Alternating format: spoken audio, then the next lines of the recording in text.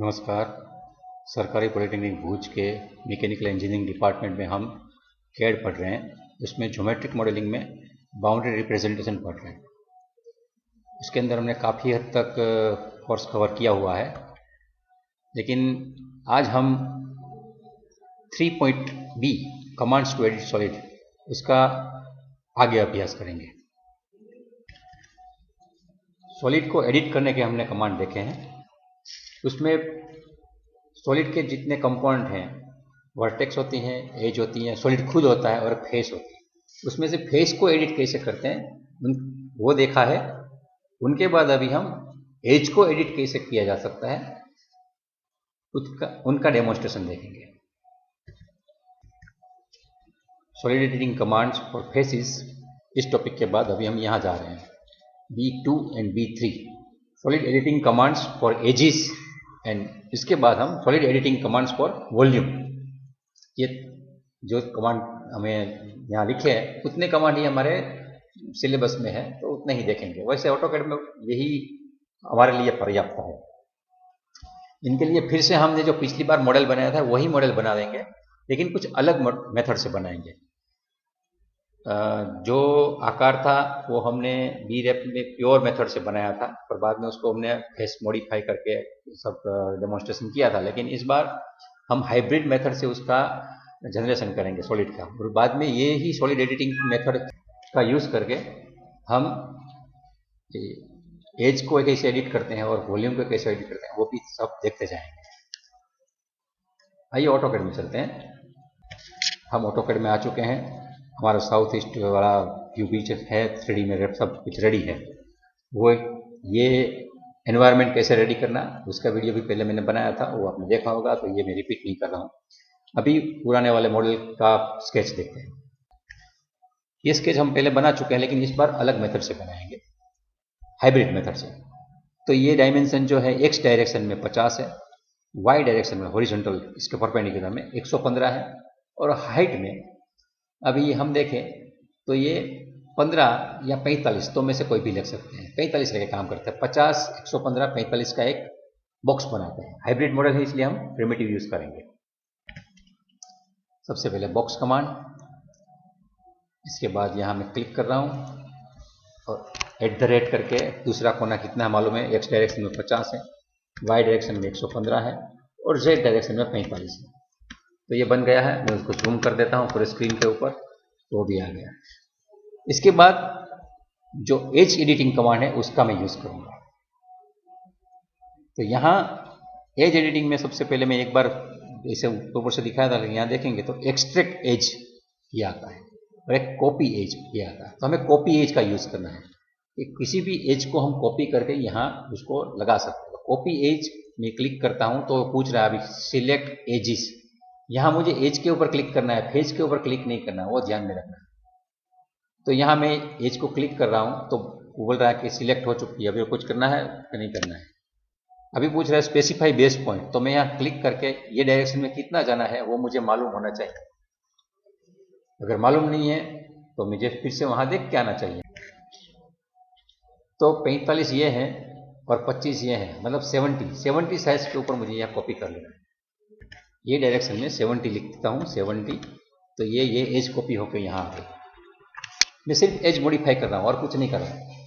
इसके बाद ये वाला जो पोर्शन है उसको मुझे दबा देना है प्रेस पुल से। हाइब्रिड है इसलिए इसमें प्रेस पुल यूज करने में भी दिक्कत नहीं, वरना वो CSG होता क्या था, मैं दूसरा बॉक्स बनाना पड़ता। लेकिन यहाँ मैं प्रेस पुल दबाता हूँ, प्रेस पुल, और ये वाला पोर्शन, और मुझे -30 लिखना है, -30। तो ये पोर्शन भी बन गया। अभी ये रेडी हो गया। इसके बाद जो एज एडिटिंग में यहाँ मैंने जो कमांड दिखाए थे उसमें लिस्ट देख लेते हैं एक बार। यहाँ सबसे पहले ऊपर लिखा है फिलेट कमांड। कॉपी एज तो हमने कर लिया, मैं इसमें क्रम में नहीं जा रहा हूँ क्योंकि प्रैक्टिस भी कर रहे हैं साथ में। तो एज को कॉपी करना है तो आप जो भी एज है उसको क्लिक कीजिए और बाद में जहां भी उसकी कॉपी बनानी है वहां उसको ले जाइए। लेकिन सबसे पहला जो यहाँ लिखा है फिलेट, उसका कैसे उपयोग करेंगे यह भी देखते हैं।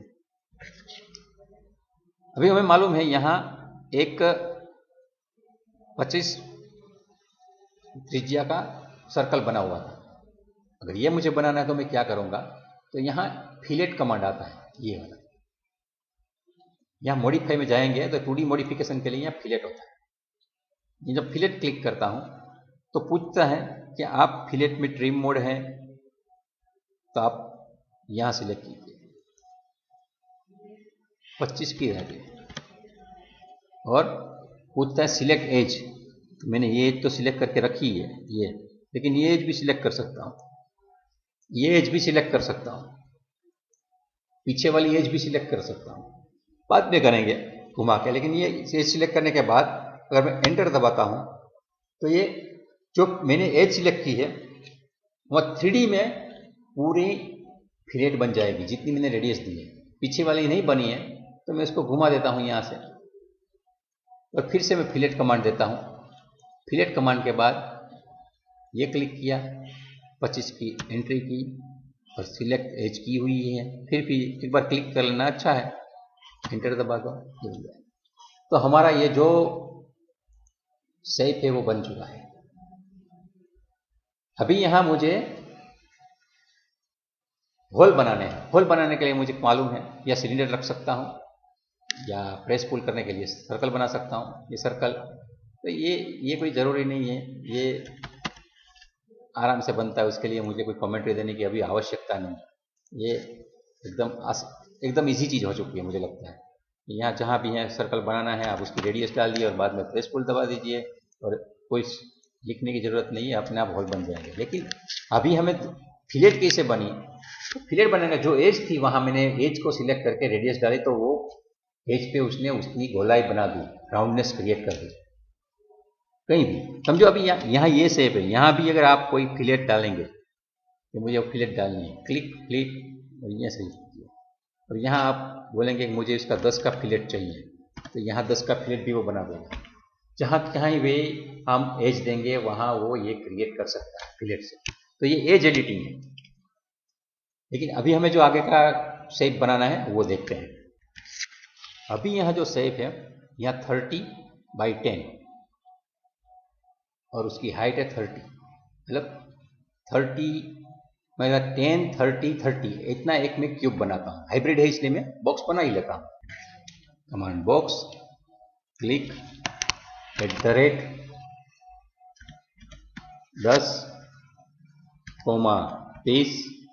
30, एंटर। ये बन गया। ये बक्से को मुझे अभी इसके बराबर सेंटर में रखना है, तो मैं मूव करूंगा CSG में करते हैं। हाइब्रिड है इसलिए मतलब ठीक है ना। ये एज को यहाँ से इसकी मिल में रखना है, तो ये रख दिया। अभी इनको यूनियन करना पड़ेगा, क्योंकि आज तक हम जो बनाते हैं उसमें यूनियन नहीं करते। यूनियन कमांड भी रखना पड़ेगा। तो यूनियन पहला और दूसरा दोनों को सिलेक्ट करके बना दिया, तो अभी ये बन चुका है, सिंगल ऑब्जेक्ट हो गया। ठीक है,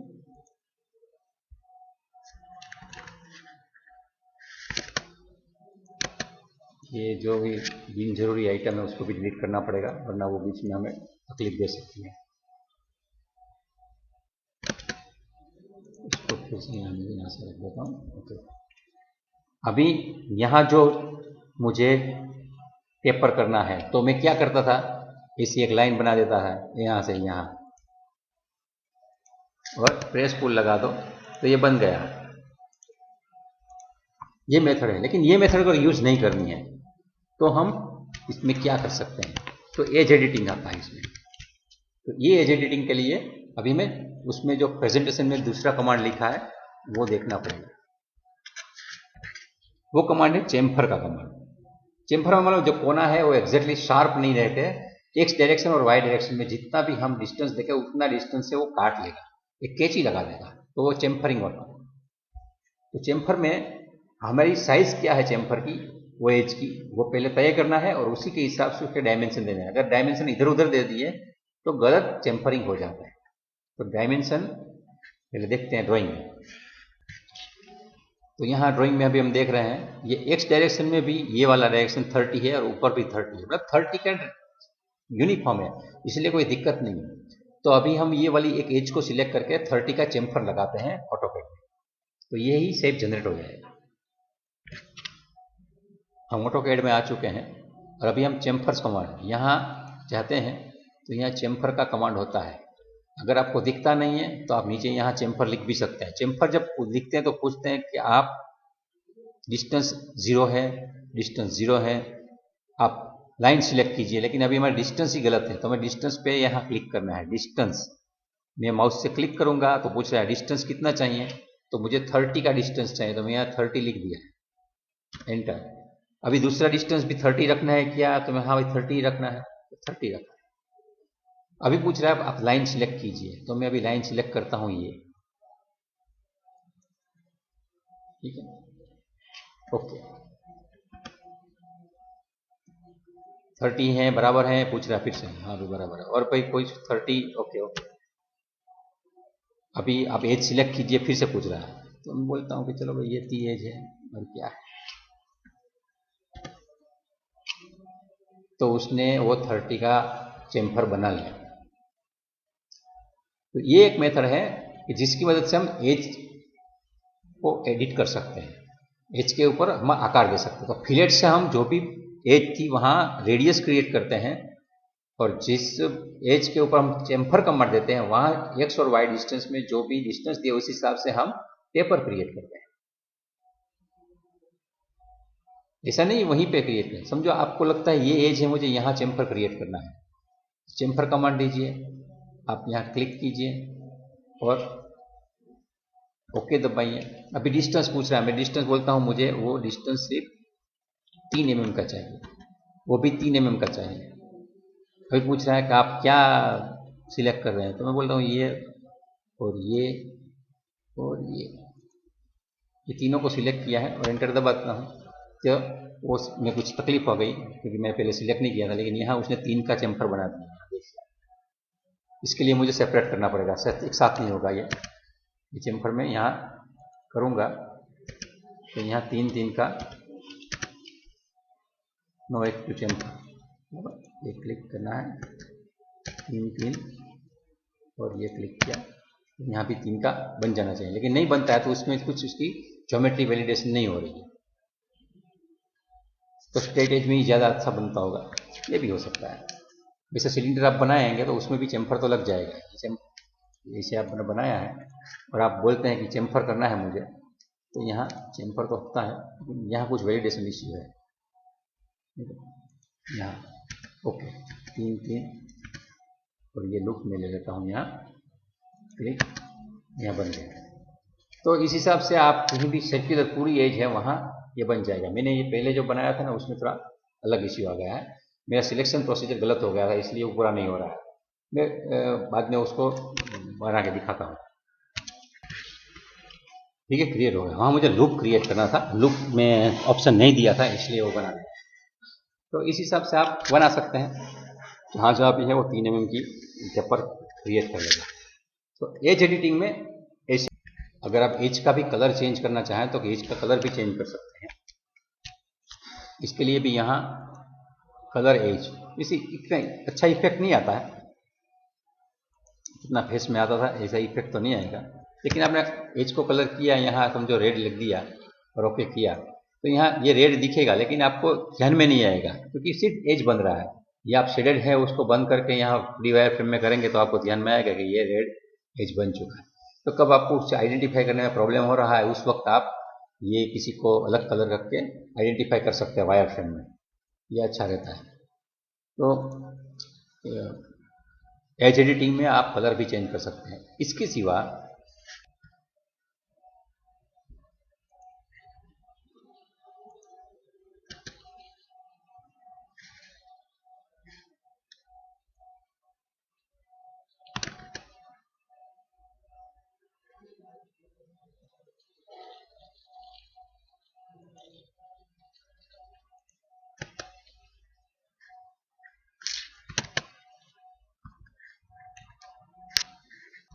कोई टेक्निकल इश्यू आ रहा है, लेकिन फिर भी मैं प्रयास कर रहा हूँ। ये एज एडिटिंग में यहाँ आप जाएंगे तो एक्सट्रैक्ट एजिज आता है, तो आप जब भी एक्सट्रैक्ट एजिज कमांड देते हैं तो जो भी सॉलिड है उसमें से जितनी एज है वो अपनी आप एक्सट्रैक्ट हो जाएगी। इसमें तो देखना आपके लिए मुश्किल होगा, लेकिन समझो मैं एक सिलेंडर बनाता हूँ और यहाँ से ऐसे मैंने सिलेंडर बनाया है और मैं आप समझो एक्सट्रैक्ट एजिस कमांड देता हूँ, एक्सट्रैक्ट एजिस, तो ये सिलेंडर की जितनी भी एजिस हैं जिससे वो डिफाइन हो रहा है पूरा सॉलिड, तो सब एजिस अलग बन चुकी है। अभी मैं ये जो सॉलिड है उसको घुमा के साइड में ले लेता हूँ, यहाँ साइड में, तो आप देखेंगे ये 2 सर्कल आ गए हैं, तो उनकी 2 ही एजिस हैं, बीच में कोई जनरेटर नहीं बन रहा है। लेकिन समझो आपने बॉक्स बनाया है, ऐसे बॉक्स बनाया है, इसमें आप अगर एक्सट्रैक्ट एजिस देंगे और ये सिलेक्ट करेंगे, एंटर दबाएंगे, तो ये पूरा बॉक्स का जितनी भी एजिस है उसको एक्सट्रैक्ट करके यहाँ उसने उसी पोजीशन पे रखा है। अभी आपको क्या करना है, बॉक्स हटा देना है। बॉक्स हटा देंगे तो जितनी भी एजिस है उसने वहाँ यहाँ बना के रखी है। देखिए, तो जब भी आपको कोई भी शेप में से एजिस चाहिए और आप तय नहीं कर पा रहे कि कहाँ से कैसे लूँ, तो पूरा का पूरा जो है उसको एक्सट्रैक्ट कर लीजिए और बाद में जो चाहिए वो रखिए, बात कर लिख कीजिए और आप उसको रीयूज कीजिए चाहे जहाँ कहीं भी करना है। तो एक एजिस का यही उपयोग है। एजिस एडिटिंग में फिलेट और चेम्फर के सिवा एक कॉपी करके हम उसका यूज़ कर रहे हैं। लेकिन एक चीज़ ये भी है कि समझो आपने कोई एक शेप बना के रखा है, तो ये शेप किसी भी सॉलिड के ऊपर प्रिंट नहीं होता है। इसको प्रिंट अगर करना है, आपको एम्बोस करना है, तो 2 चीज़ जहाँ इंटरसेक्ट हो रही है उसका प्रिंट वो यहाँ ले लेगा। समझो मैं ये एक सिलेंडर है, इसको मूव करता हूँ, इसका सेंटर है यहाँ, इसको मैं समझो इसके बीच में रखता हूँ यहाँ, और इसको इसे घुसा देता हूँ यहाँ। अभी मुझे सिलेंडर दिखाई नहीं देता है, लेकिन ये सिलेंडर इसको जहाँ जहाँ भी काटता है वहाँ मुझे अगर उसकी प्रिंट चाहिए, तो इसके लिए यहाँ इम्प्रिंट कमांड आता है। ये इम्प्रिंट करूँगा मैं, तो पूछता है सिलेक्ट 3D ऑब्जेक्ट और सरफेस, तो मैं बोलता हूँ ये वाला, दोनों सिलेक्ट हो गया, और सिलेक्ट ऑब्जेक्ट टू इम्प्रिंट, तो ये वाला ये भी हो गया। डिलीट द सोर्स ऑब्जेक्ट में, तो यस, तो ओरिजिनल ऑब्जेक्ट जो मैंने सिलेंडर बनाया था वो डिलीट हो चुका है, और वो उसने सिलेंडर ने उसको जहाँ जहाँ भी काटा था वहाँ उसने लाइन बना दी है। आप देखिए इसमें जिस चीज़ का जहाँ जहाँ भी काटा था वहाँ उसका अपना ट्रेसिस रख दिया है। यहाँ भी है, यहाँ भी है, और नीचे भी होगा यहाँ भी, और इसके अंदर भी है, यहाँ भी काटा अंदर की एज को। तो जब भी 2 सॉलिड जहाँ भी इंटरफियर होते हैं उसकी जो हमें, जब हम इंटरसेक्शन ऑफ सॉलिड का जो प्रॉब्लम सॉल्व करते हैं, वो पूरा इंटरसेक्शन ये इम्प्रिंट की मदद से सॉल्व होता है। इसलिए ये कमांड भी जब भी आपको कोई कॉम्प्लेक्स ज्योमेट्री बनानी होती है उस वक्त काम में आता है। जैसे हमारे डिप्लोमा लेवल पे ये कमांड की हमें एप्लीकेशन करने की जरूरत पड़ती नहीं है, लेकिन जब भी आपको कोई कॉम्प्लिकेटेड ड्राइंग मिलता है तब आप इम्प्रिंट का यूज़ करके बाद में जो भी यहाँ प्रिंट है उसमें आप फेस एडिटिंग या दूसरी मदद से काम कर सकते। समझो आप प्रेस पुल करना चाहें उनको, तो इनको प्रेस पुल भी कर सकते हैं। -5 करके आप उसमें स्लॉट बना दिया, बाद में समझो इसको आप यहाँ से इससे नीचे जाना है, -5 पे जाना है, तो कुछ भी करना है आप कर सकते हैं।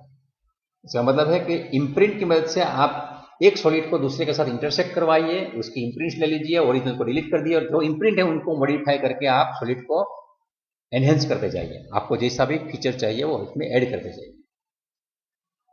तो ये भी एक सॉलिड एडिटिंग का मेथड है जिसमें हम एज का यूज़ कर रहे हैं। तो extract edge, imprint, colour edge and copy edge, ये 4 ऑप्शन है, और उसके साथ साथ फिलेट और चेम्फर, ये दूसरे 2 ऑप्शन है। इसकी मदद से हम सॉलिड को मॉडिफाई करते हैं। फिर से एक बार बता दूं कि हम सॉलिड जनरेशन अलग चीज़ है और जनरेट हुआ हुआ सॉलिड है उसको एडिट करना वो भी अलग है। तो हम सॉलिड एडिटिंग सीख रहे हैं, उसमें एज को सिलेक्ट करके हम सॉलिड कैसे बदल सकते हैं ये ऑप्शन देखें। अभी हम और ऑप्शन भी देखते हैं, वो कौन से हैं। तो यहाँ जो दिए हैं प्रेजेंटेशन में,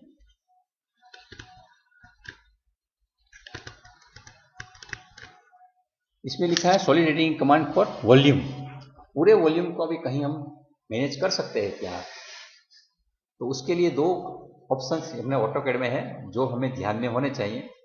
पहला ऑप्शन है शेल ऑप्शन। शेल ऑप्शन कैसे काम करता है सबसे पहले वो देखते हैं, बाद में हम सेपरेट ऑप्शन देखेंगे। शेल ऑप्शन समझना है तो सबसे पहले मैं एक सिंपल बॉक्स बनाता हूं। पहला कोना यहां रखता हूं, दूसरा कोना यहां रखता हूं और इतना हाइट बनाता हूं। कितना हाइट है मुझे मालूम नहीं है, तो मैं मेजर करना है तो डिस्टेंस करके मेजर कर लेता हूं यहां से यहां तक। तो इसका हाइट है 3 mm का। ये मज़ा नहीं आएगा, हम थोड़ा अच्छा बना लेते हैं। उसको मैं एक्सट्रूड कर लेता हूँ प्रेस टूल से ही। समझो मैं 25 पे ले लेता हूँ।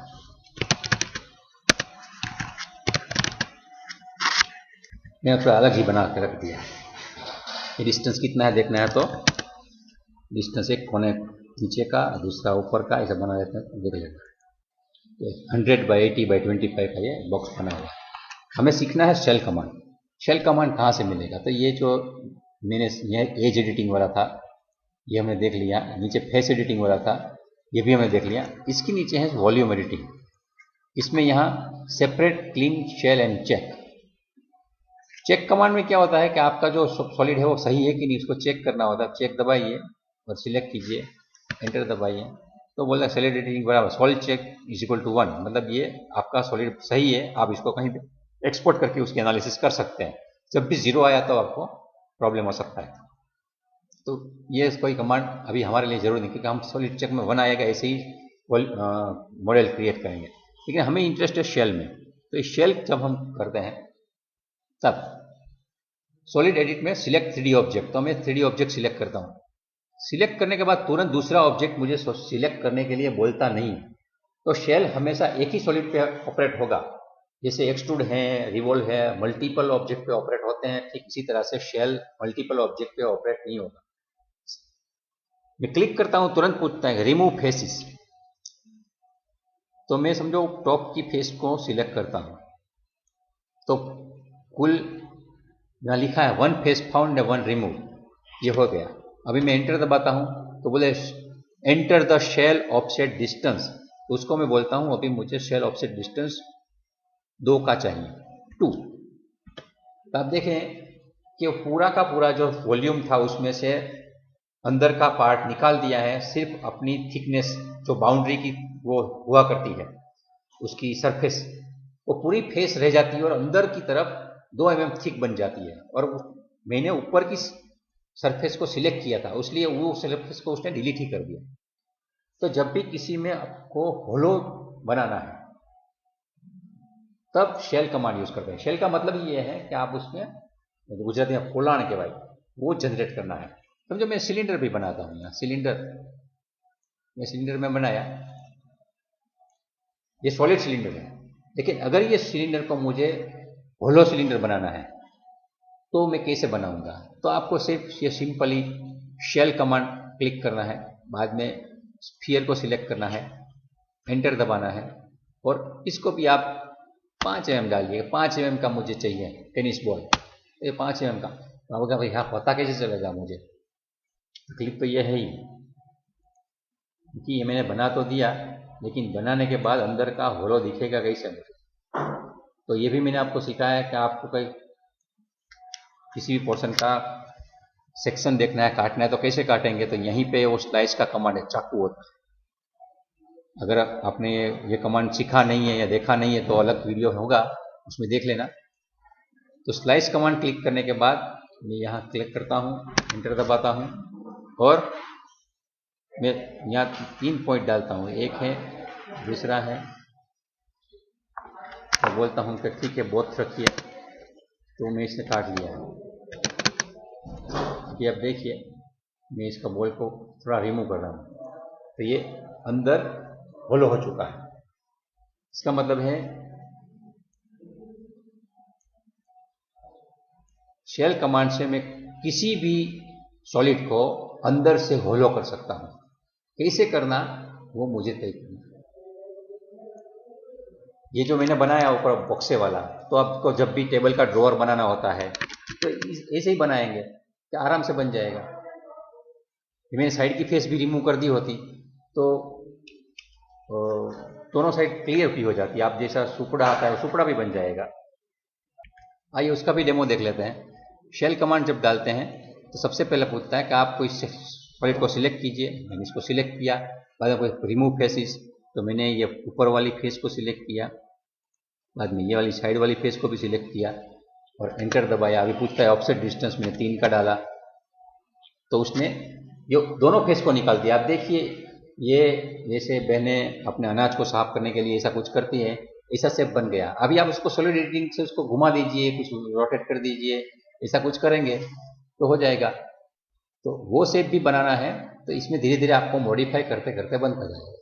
पिछली बार मैंने बताया था आपको कटोरी बनानी है तो कैसे बने, तो पहले प्लेन कटोरी बना लीजिए। कटोरी बनाना एकदम आसान ही है। आपको ये सिलेंडर बनाना है। सिलेंडर में क्या करना है, तो ये लिया, उसका डायमीटर कितना रखना है, तो समझो आपने 50 का डायमीटर रखा। हाइट कितनी रखनी है, हाइट समझो आपने रखी है 40 की रखनी है तो 40 की हाइट रख दी। अभी इसको आप शेल कर दीजिए। शेल किया, अंदर की फेस रिमूव करनी है क्या, तो मैं बोलता हूँ चलो ऊपर की फेस रिमूव कर दो। अभी क्या करना है, 3, तो 3 की एक ये कटोरी बन गई। अभी एक कटोरी बनने के बाद करना क्या है, तो समझो फिलेट लगा दो। यहाँ फिलेट है, फिलेट अंदर की ये एज को सिलेक्ट कर लो। कितनी है, 25 की। 25 की तो नहीं चाहिए मुझे उसमें 4 mm की या 2 mm की 3S चाहिए। ठीक है, तो ये लूप कर दीजिए। ये अंदर की वो भी हो गई। यहाँ भी आपको कुछ करना है तो ये एक के बाद आपको ऑपरेशन धीरे धीरे ध्यान में आते जाएंगे। बेसिक ऑपरेशन कौन सा करना है, बाद में इसको कैसे, इसको मैं टेपर करूँगा, वो टेपर हो जाएगी, अंदर घुमाना तो अंदर घूम जाएगी। एक के बाद एक कटोरी को शेलो करना है, मतलब उसको चाइनीज बनाना है तो आप उसको भी कर सकते हैं कि इसको प्रेस पुल करके यहाँ से इसको बाहर निकालो थोड़ा, तो ये भी बन जाएगा। ऐसा कुछ नहीं, मतलब एक के बाद एक चीज आप सॉलिड मॉडल को मैनिपुलेट करते जाएंगे, वैसे वैसे वो उसकी कॉम्प्लेक्सिटी बढ़ती जाएगी। सिर्फ आपको ध्यान में ये रखना है कि ये बनाते बनाते कहीं पे वैलिडेशन चला गया है कि नहीं, वो देखना है। तो उस वक्त आपको देखना है कि आपको चेक करना है। आप चेक कर लीजिए, आपको चल जाएगा बराबर। Solid check is equal to 1 answer आना चाहिए। ठीक है, अभी एक और चीज है, समझो कभी कभी गलती से ये अभी अलग चीज है। ठीक है, इसको मैं घुमाता हूं तो यहां से ये चला जाता है, इसको घुमाता हूं तो ये भी घूमने लगता है, इश्यू नहीं है। लेकिन मैंने कभी कोई ऑपरेशन करने के वक्त गलती से यूनियन कर दिया, यूनियन, इसको और इसको सिलेक्ट कर दिया और यूनियन कर दिया तो ये यूनियन हो गया। अभी एक हो गया, इसको मैं अभी घुमाता हूं, इसको घुमाऊंगा तो इसके साथ साथ आएगा वो। तो इसको दोनों को अलग कैसे करें। यूनियन कब काम आता है, दोनों एक साथ जोड़ना है, लेकिन बीच में जब गैप है उसको यूनियन करने का मतलब क्या है। तो ऐसी हालत में जब भी कोई हम कमांड देते हैं तो ऐसे में उसको अलग करना जरूरी है। तो यहां पे सेपरेट कमांड आता है। सेपरेट, सेपरेट में आप जब डालते हैं तब आपको सिलेक्ट करना कि ये सेपरेट करना है। तो अभी ये सेपरेट हो चुके हैं फिर से, तो जो वो था वो अलग हो गया। तो जब भी कोई दो ऑब्जेक्ट गलती से यूनियन हो जाते हैं, या यूनियन नहीं हुआ है लेकिन हमारा ऑपरेशन की वजह से उनके बीच में गैप आ गया है, फिर भी वो अलग नहीं हो रहे हैं, ऐसे हालत में उनको अलग करने के लिए सेपरेट कमांड हम यूज कर सकते हैं। समझो आपने ऐसा कोई कमांड दिया जिसकी वजह से वो पूरा एक ऑब्जेक्ट था लेकिन उसके 2 टुकड़े हो गए। तो वो 2 टुकड़े हो गए तो उस 2 टुकड़े वो ऑटोकैड समझता नहीं है, वो तो सिंगल ऑब्जेक्ट में ही देखता है। तो दोनों को अलग अलग करना है, तब आपको सेपरेट कमांड यूज करना है। ये प्रैक्टिकल पॉइंट ऑफ व्यू से हमें आना जरूरी है। एग्जाम में कभी सेपरेट कमांड पूछा नहीं जाता है, या चेक कमांड या क्लीन कमांड भी नहीं पूछा जाता। ज्यादा से ज्यादा थोड़ा कठिन पेपर होता है तब शेल कमांड पूछा जाता है। तो शेल कमांड में कितने ऑप्शन होते हैं, क्या क्या आता है, तो उस वक्त आपको ये शेल कमांड अगर यूज किया है तो आराम से कह सकते हैं। सब सेलेक्ट करते हैं तो ऑब्जेक्ट सिलेक्ट करने को बोलते हैं, ऑब्जेक्ट के बाद वो एक फेस रिमूव करने का ऑप्शन ऑफर करता है। It is not compulsory to select the face, लेकिन आपको मालूम ही है कि मुझे ये फेस चाहिए ही नहीं तो आप सिलेक्ट कर सकते हैं। उसके बाद आपको थिकनेस देता है, थिकनेस के बाद उसके हिसाब से इसका मैटर रिमूव करके नया पूरा सॉलिड हमें देता है। तो ये सॉलिड एडिटिंग का वॉल्यूम से कैसे हम एडिट कर सकते हैं उसके में सेल एंड सेपरेट, ये दो चीज़ हमने देखी। और एजिज में हमने fillet, chamfer, imprint and copy देखी। उससे पहले हमने पिछले वाले वीडियो में जो देखा था, मैं फिर से रिपीट करने की जरूरत नहीं, फिर भी 10 सेकंड के लिए दिखा देता हूँ कि ये हमने ये कमांड भी देखे थे जिसमें हम फेस एडिट करते हैं। तो सॉलिड जनरेट करने के बाद, मतलब ये 6 कमांड से हम सॉलिड जनरेट करते हैं, उनके बाद हमें जब सॉलिड को एडिट करना आता है तो हम फेस की मदद से एडिट कर सकते हैं, एज को एडिट कर सकते हैं, या पूरे वॉल्यूम को भी एडिट कर सकते हैं ऑटोकैड में। तो उनके ये कमांड मैंने एकदम ब्रीफली, एकदम बेसिक फंडे से बताए हैं। लेकिन जब भी आप प्रैक्टिकल में जितने कॉम्प्लेक्स मॉडल आएंगे उसमें उसकी कॉम्बिनेशन से बजाना होता है। म्यूजिक में सारे गम पधा नी सा ये बेसिक सूर है, लेकिन वो उनकी मदद से पूरे संगीत इंडस्ट्री चलती है। इंग्लिश में A to Z 26 अक्षर है, लेकिन 26 अक्षर से पूरा शेक्सपियर चलता है। तो ठीक इसी तरह से ये बेसिक कुछ 25-30 कमांड है, उनकी मदद से पूरी सॉलिड मॉडलिंग चलती है। आप इसको अपनी टैलेंट से कैसे यूज करते हैं वो इम्पोर्टेंट है। हम सरकारी पॉलिटेक्निक भुज के लेबोरेटरी में इसका सॉफ्टवेयर भी लाइसेंस वाला रखते हैं और आपको उसको प्रैक्टिस करने की सुविधा भी देते हैं, और उसके लिए हम आपको फिजिकल मॉडल भी देते हैं। नेक्स्ट टाइम जब आप आए, आपको एक मैं छोटा सा असाइनमेंट देता हूँ कि आप अपने घर में कोई एक छोटी सी आइटम ढूंढिए, उसका फोटो निकालिए और बाद में उसका मेजरमेंट लीजिए और उस मॉडल को इस कंप्यूटर में बनाइए। कंप्यूटर में जो बन रहा है वो और आपका फोटो दोनों सेम लगने चाहिए, तो आपको मॉडलिंग अच्छा आ गया है, ये ऐसा माना जाता है। अच्छा, मतलब आप एग्जाम में कुछ अच्छा स्कोर कर सकते हैं, लेकिन प्रोफेशनल आपको सक्सेस लेनी है तो उसके लिए तो काफ़ी कुछ माइल्स टू गो। लेकिन हम अभी चलना ही सीख रहे हैं। जैसे मैंने आपको बताया था कि जैसे बच्चा वॉकर से चलता है, वैसे हम वॉकर से चलने की प्रैक्टिस कर रहे हैं। तो आज हम यहाँ तक रखते हैं। नेक्स्ट टाइम जब आएंगे तो ज्योमेट्रिक मॉडलिंग में आगे की चीज़ें तो हम सीखेंगे। आज का ये वीडियो देखने के लिए बहुत बहुत धन्यवाद। Keep watching.